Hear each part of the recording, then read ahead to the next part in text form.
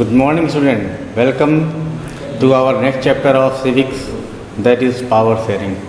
Dear student, before this chapter, we had studied power sharing, where we had studied how the power is shared among different organs of the government, level of the government, social groups, as well as the political parties. Today we are going to study a new form of power sharing, that is also known as vertical power sharing, and vertical power sharing is also known as federalism or the federal structure. Dear student, in federal structure we had studied, or in the vertical power sharing we had studied, that the power shared on the upper level to lower level, means power is shared among different constituent unit. India is a federal country where power is shared among different organs of the government as well as the level of the government. Federalism is a system of government in which power is divided between central authority and various constituent units. Both these levels of government enjoy power independent of the other. Means central government, or you can say the national government. This is central government. This government enjoy their own power, and state government have their own power. Means they are independent. These are also independent, and this is also independent. Okay, both these are not interdependent on each other. And especially power sharing is federalism is fit for the country which is big in size as well as diversified. The country which have very diversification in the matter of culture, language. In those countries, power sharing or the federalism is desirable, or federalism is taken place. After that, our next topic is, if we study about the world, then we find out that where the federal form of government is existing. Dear student, here you are seeing the two colors. One is green and second is blue. In this world map, you can easily find out that the countries which are green, like Australia, India, Russia, okay, then आपका America, North America and South America. All these countries, in these countries we are seeing that green color is given, and this green color shows that these countries are federal countries. Okay, throughout the world there are 25 countries in the world, 25 countries in the world, out of 193 countries which are federal countries. If you see the data, you can ask the question that कि भाई federal countries are various amount, federal countries बहुत थोड़ी हैं. That is not the matter. लेकिन these 25 countries consist 40% of the world population, है ना. इसका मतलब हम लोग क्या देख रहे हैं कि आपके लगभग दुनिया के 40% पॉपुलेशन जो है वो फेडरल स्ट्रक्चर के अंडर में रहते हैं. और this countries are also very large. If you see Australia, है ना, then after it is India, Indian subcontinent, है ना. Russia is very big country, है ना. देन आपका अमेरिका, ये देखो South America, then North America, Canada is, all these countries are big in size. And if we talk about the South African countries, so these countries are very small countries. So especially power sharing is fit for the countries which are in large, है ना. जो countries बहुत ही क्या है आपके large countries हैं,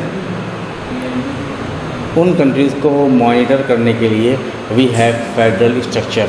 और जब आपकी कंट्रीज लार्ज हैं तो वहाँ पे आपकी जो पॉपुलेशन होगी वो क्या होगी, डाइवर्सिफाइड पॉपुलेशन होगी. वहाँ पे होमोजीनियस पॉपुलेशन नहीं होगी, बल्कि हेटेरोजीनियस पॉपुलेशन होगी. जब पॉपुलेशन आपकी हेटेरोजीनियस होगी, ये डाइवर्सिफाइड पॉपुलेशन होगी.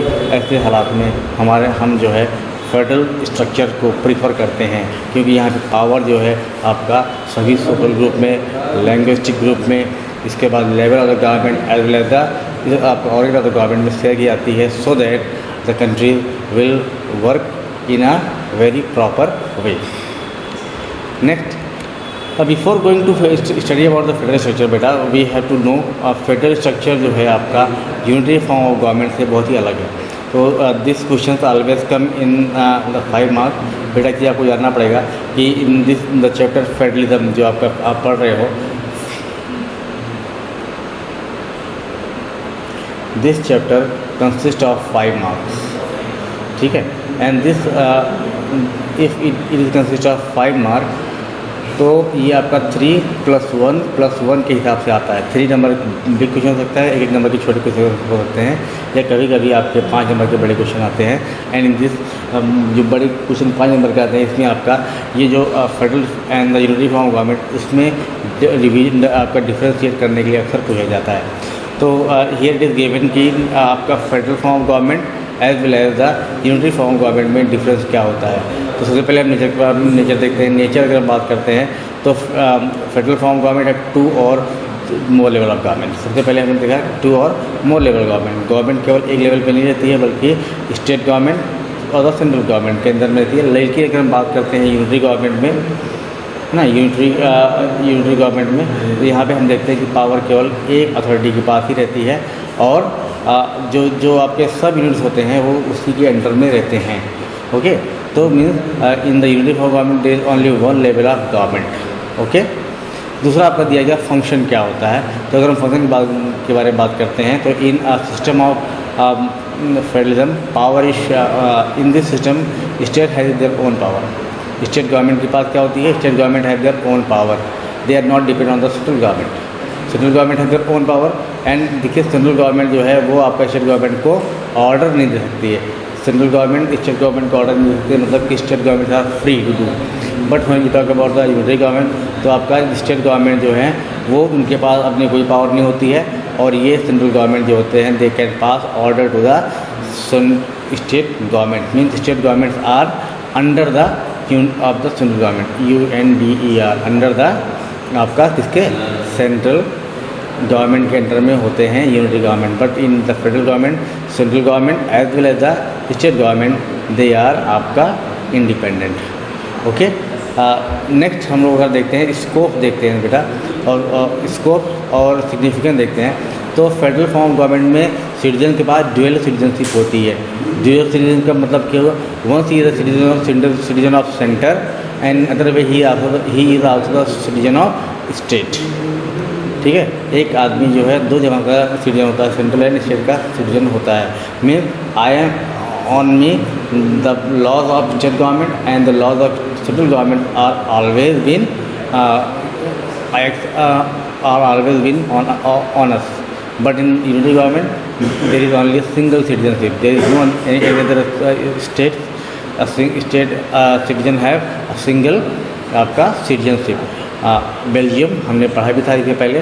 बेल्जियम में और कनाडा में आपका फेडरल फॉर्म गवर्नमेंट है, और वहीं पर फ्रांस एंड चाइना जो कि आपका कम्युनिस्ट कंट्री है, they have a single citizenship. मतलब यहाँ पे यूनिटरी गवर्नमेंट है। This is example of unitary आपका government, and this is example of आपका federal government. Okay, so these are the difference between the central unitary government as well as the federal government, and this question is very much important बेटा, जो आपको बताएगा। ये point आपके लिए बहुत ही important है, क्योंकि मैंने आपको बताया कि ये आपके अक्सर एग्जाम में पूछा जाता है। Now what we had studied, these are the assignment before you बेटा, you have to write the answer of this question. Questions are very simple. सबसे पहले आपको दिया गया व्हाट इज़ फेडरलिज्म। तो it is a form of government where the power shared between 2 और more level of government और organ of the government. Explain with example, तो you can write down आपका Belgium, India is the example of federal form of government. Main difference between the federal government as well as the आपका unitary government, अभी हमने इस बारे में discuss किया ही था, है ना। हमने बात किया है आपका नेचर को लेकर, नेचर क्या होती है। इसके बाद हमने बात किया स्कोप, है ना। देन हमने बात किया फंक्शन, है ना। तो all these things should be if you do illustrate the answer on this way, then you can get full marks. हाँ, आपको फुल मार्क्स मिलेगा। अगर आप केवल 1-2 करके करते तो फिर the full marks you can't get the full marks. Okay, and lastly the question before you is write those countries in the world which are federal and those which are unitary. Very simple question. अभी हमने बात ही किया था कि Belgium आपका है ना, Belgium and Belgium is the federal form का, बेल्जियम है फेडरल स्ट्रक्चर, कनाडा है आल्सो फेडरल स्ट्रक्चर। बट अगर हम बात करते हैं फ्रांस की, है ना, और हमने बात किया आपका चाइना की ना. These are the example of unitary form of government. So, in the next lecture, we will come with the features of federalism. Till then, thank you.